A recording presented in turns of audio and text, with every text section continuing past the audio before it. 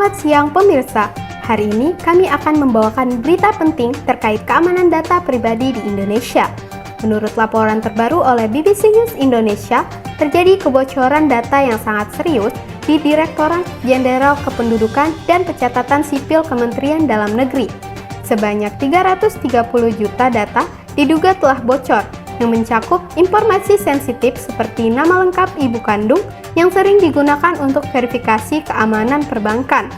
Pakar keamanan siber Alphonse Tanujaya menggambarkan insiden ini sebagai peretasan yang paling parah karena skala dan jenis data yang terlibat. Peneliti Elsam, Wahyudi Jafar, menekankan bahwa jika terdapat unsur kelalaian atau keterlibatan perseorangan dalam kebocoran ini, maka tindakan pidana sesuai dengan Undang-Undang Perlindungan Data Pribadi dapat diterapkan. Di sisi lain, Dirjen Dukcapil Kemendagri Teguh Setiabudi menyatakan bahwa sejauh ini tidak ada jejak kebocoran data pada sistem mereka. Namun, dengan adanya dugaan penjualan data oleh hacker anonim di forum online, situasi ini menimbulkan kekhawatiran yang mendalam mengenai perlindungan data pribadi warga Indonesia. Untuk mengetahui tanggapan-tanggapan warga terkait permasalahan ini, rekan kami yang saat ini telah berada di Taman Cerdas Samarinda akan melakukan wawancara. Kepada saudara dipersilahkan. Baik, selamat siang. Sekarang saya sedang berada di Taman Cerdas Samarinda dan di sini saya akan mewawancara warga setempat terkait dengan pendapatnya mengenai kasus yang telah terjadi. Oke, selamat siang. Saya akan menanyakan pada Anda, bagaimana pendapat Anda terkait kasus yang sedang marak terjadi ini? Tentunya kasus itu merupakan kasus yang sangat meresahkan ya, karena seperti yang kita tahu, kita tuh sudah menyerahkan data-data kita, hal-hal pribadi kita, hal-hal konfidensial kepada pemerintah untuk diurus dan diamankan. Nah, namun dengan tersebarnya kasus itu diretas oleh pihak lain, maka itu membuat saya berpikir bahwa negara ini tidak aman untuk menyimpan data-data pribadi dan mungkin tidak peduli dengan warganya untuk mengamankan data diri warganya. Oke, baik. Kalau menurut Anda pribadi, apa saja kerugian yang kiranya akan Anda rasakan jika data yang bocor tersebut atau data yang diretas dan dijual tersebut adalah data pribadi Anda sendiri? Mungkin menurut saya kerugian yang bisa saya alami itu seperti sekarang sedang marak itu ya, pinjaman online. Ya, benar. Nah, misalnya data-data tersebut terungkap ke publik, banyak yang memiliki data tersebut, mungkin bisa saja ada orang-orang yang tidak bertanggung jawab yang mungkin menyalahgunakan data-data pribadi saya untuk melakukan tindakan-tindakan yang kriminal.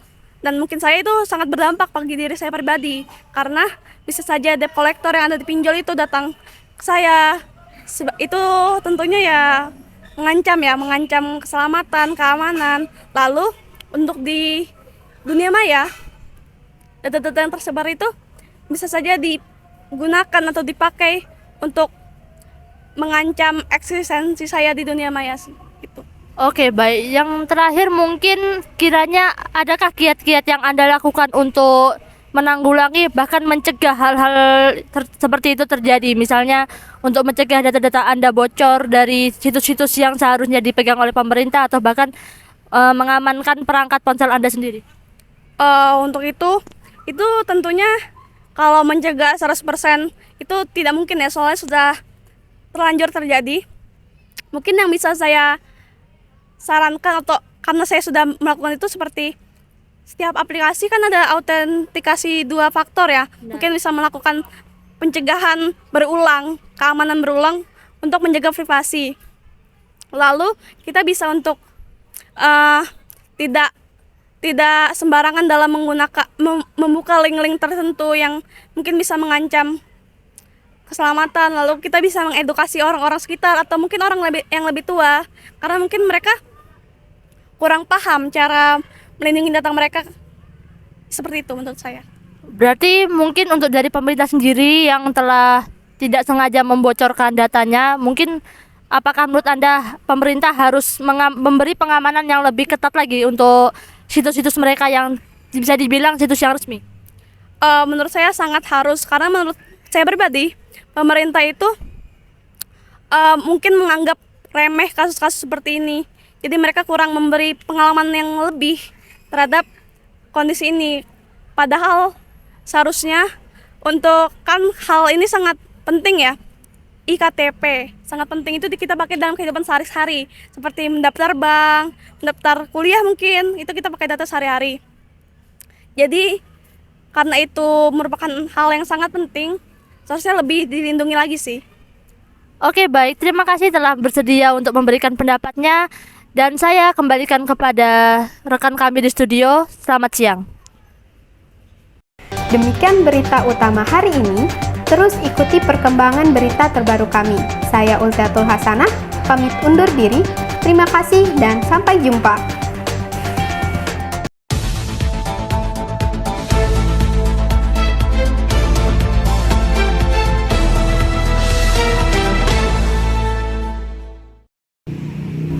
Ternyata kasus cybercrime ini bahaya banget ya. Iya, serem.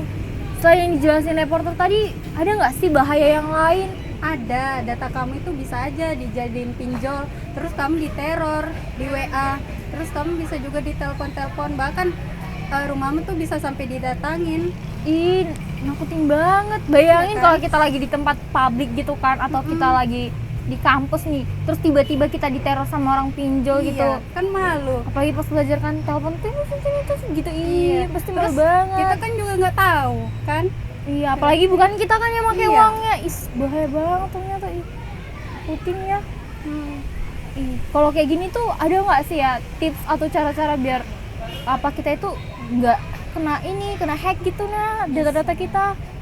Yang paling penting itu inskripsi data. Jadi data kamu itu cuma kamu yang bisa lihat.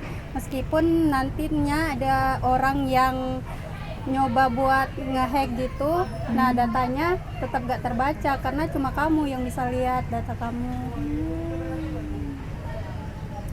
Tapi aku pernah baca sih kalau yang biasanya tuh yang kayak gini tuh kita dianjurin kayak ngupdate perangkat kita itu ke versi yang terbaru. Terus ini ganti-ganti password itu.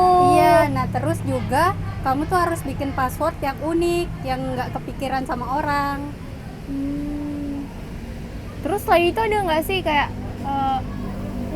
aku yang inget tuh kayak yang ini yang link-link gitu apa sih? Iya, itu kamu jangan ngeklik link sembarangan, soalnya itu link phishing. Jadi orang tuh bisa aja baca data dari HP kamu, terus ngerampas data-data kamu. Itu kan serem ya. Bahkan bank kamu juga tuh bisa Kebaca Iya. informasi yang itu kan yang pakai wifi publik kalau buka Iya. akun bank gitu. Ya sebisa mungkin jangan pakai wifi publik kalau buka akun bank. Jadi kamu usahain pakai data seluler kamu aja. Data seluler. Terus kalau kayak aku ini ya yang suka baca manga gitu pakai ini website yang sering ada iklan judi-judinya, iklan belanja lainnya itu nggak apa-apa kah? Soalnya kadang kan kita mencet gitu kan cuma nge-scroll ke bawah tapi tiba-tiba udah pindah ke situs yang lain. Itu juga bahaya. Sebisa mungkin kamu jangan pencet. Nah, kamu juga kurangin kebiasaan itu, jangan ke web-web kayak gitu, itu bahaya. Tapi kan lumayan gratis. Jangan. Itu dia, makasih ya Iya. informasinya. Hati-hati. Kalau gitu berarti selain itu kita juga perlu yang inskripsi tadi ya kan, jangan asal sembarangan itu Klik-klik. klik ya. Terus ganti-ganti password, Iya. update perangkat lunak. Nanti kalau aku lupa kamu ingetin lagi Iya, ya, iya, iya. biar aku nggak baca-baca ngunjungin website sembarangan. Kamu tuh, kebiasaan kamu itu.